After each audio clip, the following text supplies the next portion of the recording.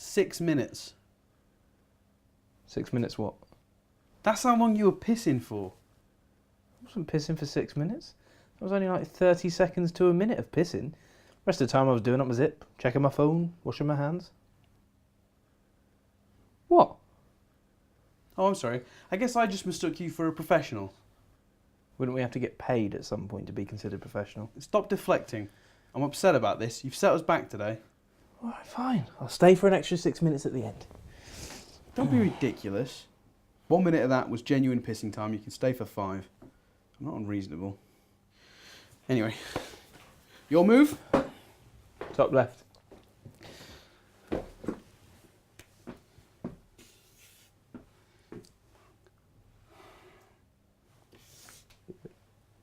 Booyah.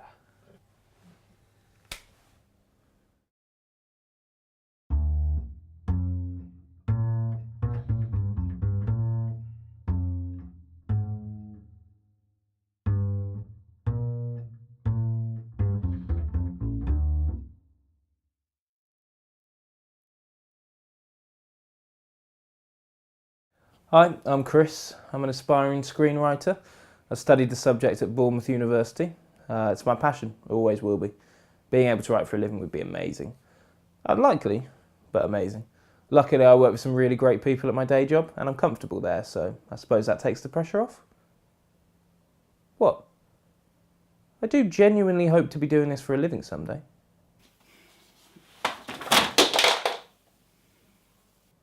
Well, not exactly this. My name's Dan. I want to be a writer. I've worked with Chris forever because I believe that writing should be a collaborative medium.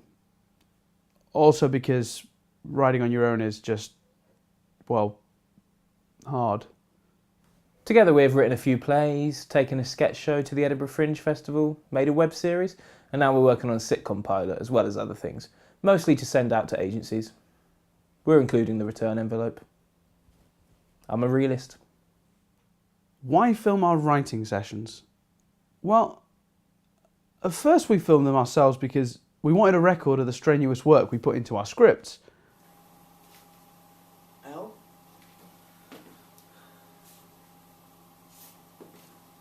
Come on, dude. But as time went on, we realised that there was quite a lot of untapped drama in the whole process. Yes, clearly. No. It's Doctor Who, you prick. It's not Doctor Who, you're wrong. I'm not having this. And that's what we writer types call irony.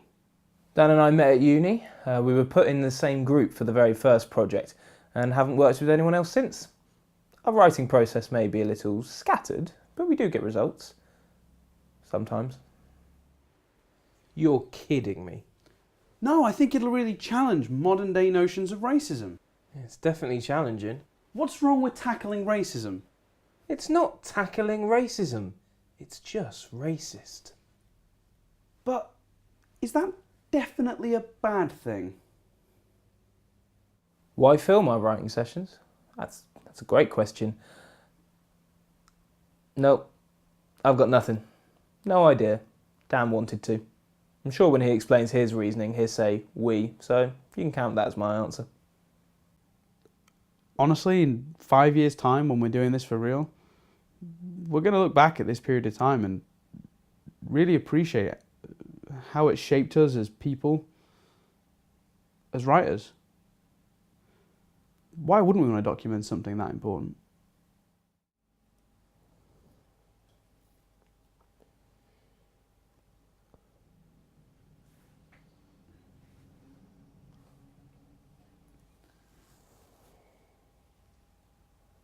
Maybe we just need to get the juices flowing and watch something that's tonally similar, you know, for inspiration. Yeah, and it's not like we won't be working, it's research. Exactly. Just one episode though. Of course. 6 episodes. And a film. We've been staring at this for hours. Why don't we just strip it all back, start from the...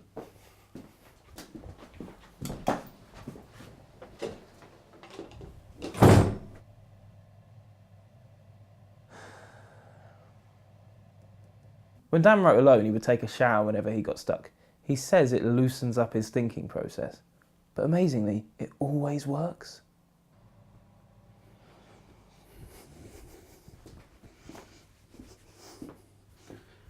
So, what'd you come up with?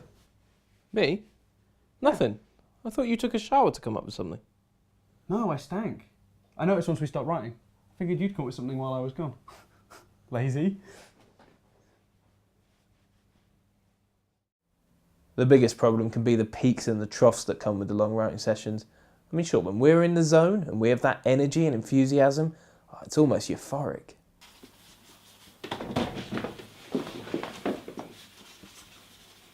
But when we lose that energy, it's painful.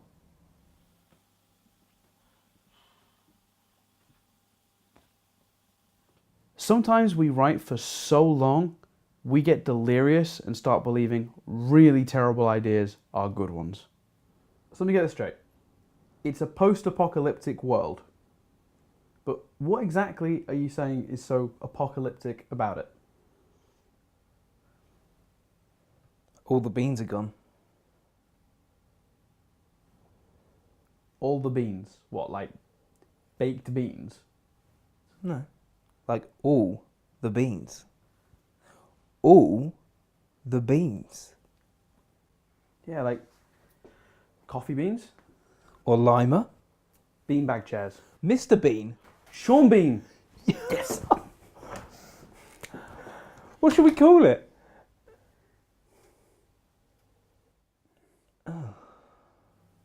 Okay, yeah, so I'm going to read them out for you now, and then you can choose which one you like, okay? Yeah, alright, so we got been and gone, it's been a while, been there, done that, beans today, gone tomorrow, and been there before. The spelling. Yeah, spelt B-E-A-N on all of those. Oh, you guessed that? He guessed that. No, I know what time it is. Why else do you think we're calling you? We're stuck. This is important. Thank you. Finally. He says, been there, done that. The problem with that one is it suggests they were fed up with all the beans. Where's the drama if they wanted them gone? He described it as the most surreal phone conversation of his life. I'd call that a win. Sometimes the tone in the room can shift dramatically in a matter of seconds. I mean, we can go from abject praise, This is the single greatest idea you have ever had. to unnecessarily harsh criticism. Beans? Fucking beans? What were you thinking, you moron? I don't know, I mean, people just wouldn't mind that much if beans were gone. Even Sean Bean. Especially Sean Bean. Not sure why I still work with him.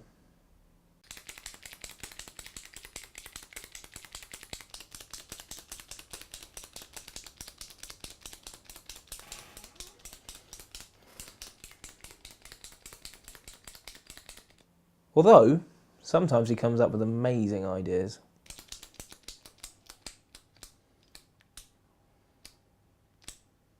Lunch? Depends. Will you still be sat there clicking that pen and staring at me? For now. What were we meant to be doing anyway? Fucked if I know.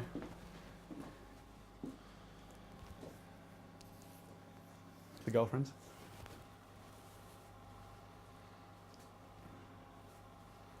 A clothes horse was out the first time he showed me round too. I mean, he lives with his girlfriend, so it may have been there a long time. He must be proud of her chest, because there's no logic to that as a load for the washing machine. I mean, you don't bulk wash underwear. You just don't. Do you think Shakespeare ever stopped writing to munch on a sandwich? Probably. Though hopefully not halfway through a soliloquy. To be or... God, I'm hungry. Fat Hamlet. That is the question. Do you mind if I sort out my laundry while you finish up? Mm. Cool. Yeah, we're completely out of socks. Let's have to get these loaded on now.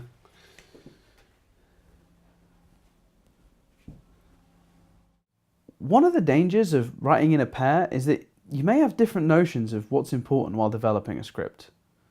Our approach to character profiles is a good example of that. We need to know their backstories so we can get a better idea of who they are as people. Or we could talk about how they look. Appearance is very important to us in the biz. Gee, Dan, what specifically were you thinking about? Well, Chris, I was thinking that maybe one of the characters could be ginger. For some reason, Dan's got this thing where he tries to slip a character with ginger hair into everything we write. I mean, I've asked him about it, but he's never explained it. Not that I've got a problem with... I mean, I've got loads of friends who are... You know what? I don't know anybody with ginger hair. But I got Ed Sheeran's album. Deluxe edition. We've been on, what, 3 dates? I'm just not feeling it, you know? Can't imagine why that'd be. What do you mean by that? Nothing, just you met her online. What did you expect? I mean, Chris here can't do a beat sheet without knowing what the characters look like, yet he's happy to go on a date based on, what, 1 or 2 pictures? You were the one focusing on what they look like. I just wanted to fill them in. Sexist. For me, online dating isn't about looks. I use a site that compares your full profile to theirs and finds a match based on compatibility. That's not random. It uses an unknown algorithm and some quite frankly random criteria. I mean, what does whether you both like Doctor Who have to do with your compatibility as human beings? Interests don't dictate personalities. Oh, what's that? You love the music of Lifehouse? Amazing, what a coincidence. I love Lifehouse. What should we name our children? You done? It's a good point, but you're forgetting to compare it to the alternative. Now, as arbitrary as the criteria for online dating may be, it's 1,000 times less arbitrary than simply approaching someone who happens to be in the same pub. Proximity doesn't dictate personalities either. That's true. But I met my girlfriend in a bar and we've been together for 8 years. Thanks to internet dating, you've been on as many failed dates as that this year alone. Well, if more of them had liked the music of Lifehouse. 8 years he's been with her. And she's great, funny, caring, and she must have other attributes too, like patience. Yeah, she must have a lot of patience. 8 years. She's great. I couldn't imagine being without her. She's got this real innocence to her. She once suggested that I make a character have ginger hair, so if a scene is set in a dark room or it's raining, there's still a little bit of sunshine on the screen. So ever since, I've subtly put a ginger character into pretty much everything we've done. That way, when one of the projects is successful, I can point to the screen and say, you came up with that.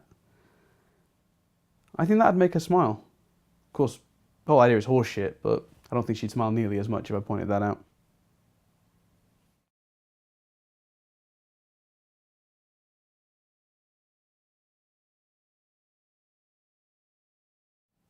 One of the first projects we bonded over was the sketch show we took to Edinburgh Fringe. The problem with the Fringe show is that we're expected to do things in areas that we have no discernible skills in. Producing, acting, promoting. We just wanted to write the thing, hand it over and run away like it was a live grenade. We showed the first draft to literally hundreds of actors. So naturally we ended up doing it. Many described it as a new low. So here it is, Fringe in a box, otherwise known as our treasured memories. Treasured? It was quite a slick show we produced in the end, very highbrow, sort of lots of clever, subtle comedy. To be fair, they were out of brunette. Because we couldn't convince any women to participate, and all the writers had penises, we had to make substitutions. At least we didn't resort to shoving balloons up our shirts. The most notable appearance these wigs made was a sketch in which we quickly dressed as cocktail waitresses and served audience drinks. we looked pretty convincing, and while most of them did use it as an excuse to go to the toilet, they really didn't know it was us. It seemed to be the highlight of the show for most. Many thought it was the interval. They didn't come back. I didn't actually mind not getting a brilliant reception at Fringe. The point is, we were there. You hear about writers moaning that no one showed up or they got a bad review in some paper or on the internet, but that's just part of the process. If you're going to fall down some steps, why not fall down the same ones your heroes did? Hello YouTube, today is the first day our web series has gone live. We've submitted it to Dig, Reddit, Twitter, Facebook and MySpace. Because Chris here thinks it's 2004. Last year we did a web series on YouTube, which underperformed. 4 people watched? That can't be right. Just refreshing the page. 5. Yeah, that's you refreshing the page. Well, that's stupid. Refreshes shouldn't count. We didn't get much writing done that day. 35. 36. The problem with YouTube is it can be pretty vicious. I mean, the community of people posting videos seem lovely, don't get me wrong, but the people watching and commenting can be pretty cruel. To us. I mean, people from 4chan get to YouTube and say, "Honey, this looks like a bad neighbourhood. Kids, roll up the windows." This sucks balls. Fuck Google for bringing me to this. I don't get the point of any of this. This one's not too bad. I've got to say, I've watched all the way through so far, and it's starting to improve, guys. But to be honest, it couldn't get any worse. This one suggests we should be cancelled. Who's going to cancel us? The internet? That one's not too bad. What, you mean the one that refers to you as the fat one? You mean you? Okay, so we didn't get any writing done that day. He can't be referring to me. Look which scene he's talking about. We're both in that scene. Yeah, but look at me. I think we can agree I'm looking particularly good in that scene. Right, that's it. I'm PMing him. Why PMing him? Give me the keyboard. Just give me the computer now. Nathan Fillion? No, No what? I'm not playing 6 Degrees of Kevin Bacon. Is it bigger than a bread bin? Or 20 questions. Alright, I guess we should just do something productive for the script then. Yes, it's bigger than a bread bin. What? I didn't feel like working that day. I was thinking of a slightly bigger bread bin. Took him 174 questions to get it right. Day well spent. Do you prefer a more sort of intense conversation in a meadow, or would you rather just come out and admit your feelings? Intense conversation in a meadow. Wait. Nah, intense conversation. You are Edward. Bullshit. I'm well, Jacob. Online tests never lie. I don't mind a recount. But procrastination is actually a part of our process. It usually leads to work or good ideas. We should write Twilight. You can't fault me on that. It's very popular. I know how it can look, but we really are great mates. I mean, even when we disagree, there's always respect. You complete idiot. What are you doing? You're completely forgetting what we originally set out to do with the scene. It is so much simpler than this. Stop writing. Expelliarmus. Did you just try and use a Harry Potter spell on me? The one that knocks their opponent's wand out of his or her hand. Or in this case, pen. You shouldn't muck about with that kind of stuff. Anyway, it didn't work. Works fine. It was when he said, you shouldn't mess around with that stuff that I realised he was actually weirdly superstitious about Harry Potter spells. At first I thought he was just playing along, but the more I did it, the more he reacted. So I thought I'd take it one step further and bought this. Replica wand, designed to look like Harry's wand from the third film. £24. Bargain. What if he didn't even have a job? Isn't it more interesting if this is his life, like 24/7?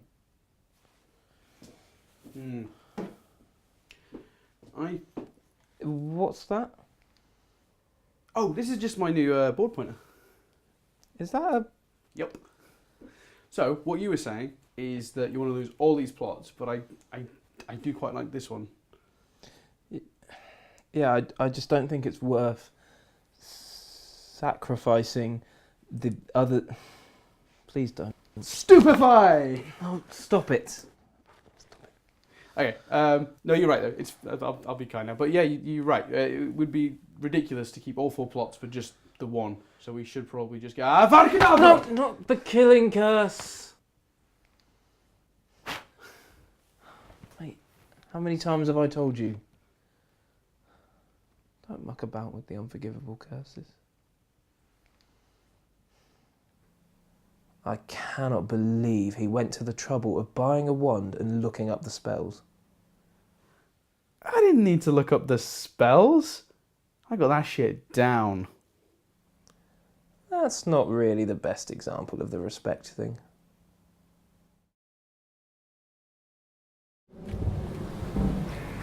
Oh, guys, I just needed a minute.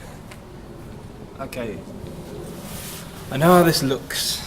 I know that at some point you're going to ask me how do I put up with him. But it's not that hard.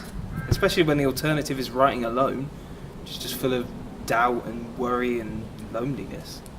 But writing with someone, well, writing with Dan, well then you do it as a team, you know? You succeed as a team, you fail as a team. And we do that. But no matter how many times we fail, Dan is utterly convinced that we're going to succeed. And when I think about it, he's probably the strongest person I know. So that's why it's not that hard to put up with him. Even if sometimes it is hard to write with him. Hello. Where have you gone? I was just outside saying something nice about you. I was saying that I thought you were the strongest people I know. Gay.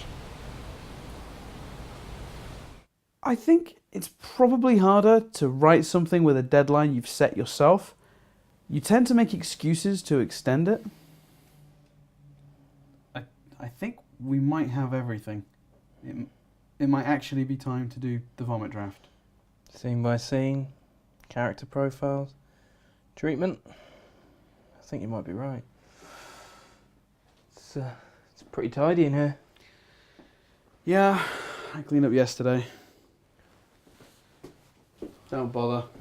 Already arranged in alphabetical order and by genre. Fuck. I know.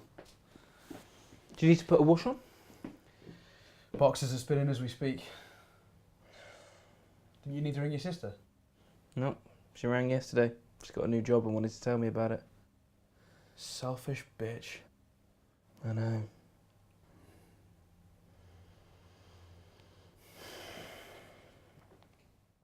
Thing is, procrastination is a big part of the process. All writers put off writing. But you can't. You just have to sit and you just have to do it.